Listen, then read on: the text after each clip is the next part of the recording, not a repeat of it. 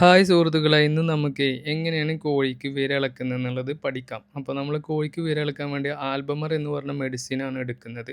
എപ്പോഴും നിങ്ങൾ കോഴീനെ എന്താ പറയുക വിരയിളക്കുകയാണെന്നുണ്ടെങ്കിൽ വൈകുന്നേരങ്ങളിൽ മരുന്ന് കൊടുക്കുക. അത് നിങ്ങൾ പല ആൾക്കാരും വെള്ളത്തിൽ ഒഴിച്ചു കൊടുക്കുന്നവരുണ്ടാവും, അതല്ല നമ്മൾ കോഴിക്ക് പിടിച്ചു കൊടുക്കുന്നവരുണ്ടാവും. ഇപ്പം ഞാനൊക്കെ 100 കോഴികളുണ്ടെങ്കിൽ പോലും പിടിച്ചു കൊടുക്കാറാണ്. 6 മാസമായ കോഴികൾക്കൊക്കെ 0.5 ml വെച്ചിട്ടാണ് ഞാൻ കൊടുക്കുന്നത്. അതല്ല ചെറിയ കുഞ്ഞുങ്ങളൊക്കെ ആണെന്നുണ്ടെങ്കിൽ നിങ്ങൾ വെള്ളത്തിൽ ഒഴിച്ചു കൊടുത്താൽ മതി. ഇപ്പം ഞാൻ അവിടെ എടുക്കുന്നതെന്ന് വെച്ച് കഴിഞ്ഞാൽ ആൽബമർ എന്ന് പറഞ്ഞ മരുന്നാണ് ഞാൻ എടുക്കുന്നത്. നിങ്ങൾക്ക് കടകളിൽ നിന്ന് മേടിക്കാൻ കിട്ടും, വെറ്റിനറി ഷോപ്പുകളിൽ നിന്ന് കിട്ടും. അപ്പോൾ അതിന് 0.5 ml വെച്ചിട്ടാണ് ഞാൻ ഇവിടെ കൊടുക്കുന്നത്. അങ്ങനെ എല്ലാ കോഴികൾക്കും നമുക്ക് കൊടുത്താൽ ഇപ്പോൾ ഒരു 500 ml തന്നെ ധാരാളമാണ് 100 കോഴികൾക്കൊക്കെ കൊടുക്കാൻ. അങ്ങനെ എല്ലാ കോഴികൾക്കും നിങ്ങൾ തലേ ദിവസം കൊടുക്കുക.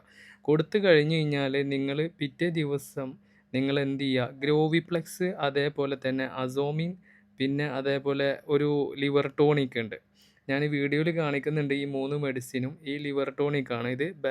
ബെറ്റ്സോളിവി എന്ന് പറഞ്ഞ ലിവർ ടോണിക്.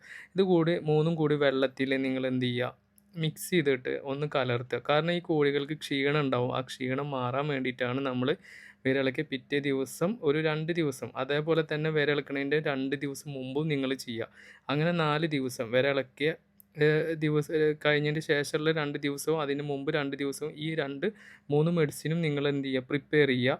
അപ്പോൾ അത് കുടിക്കണ വെള്ളത്തിൽ നിങ്ങൾ കൊടുക്കുക. കാരണം അവർക്ക് നല്ല ക്ഷീണം ഉണ്ടാവും. അത് ഒഴിവാക്കാൻ വേണ്ടിയിട്ടാണ് നമ്മളിത് ചെയ്യുന്നത്.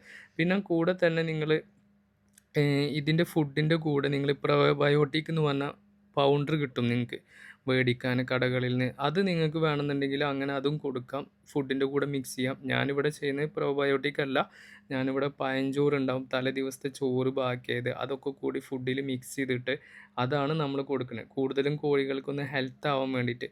ഇത് നിങ്ങൾ ഇതേപോലെ ഫസ്റ്റ് ഒരു പ്രാവശ്യം ചെയ്തതിൻ്റെ ശേഷം പിന്നെ 15 ദിവസം കഴിഞ്ഞിട്ട് വീണ്ടും ഇതേപോലെ വിരയിളക്കുക. ഈ പ്രോസസ്സ് നിങ്ങൾ ചെയ്യുക.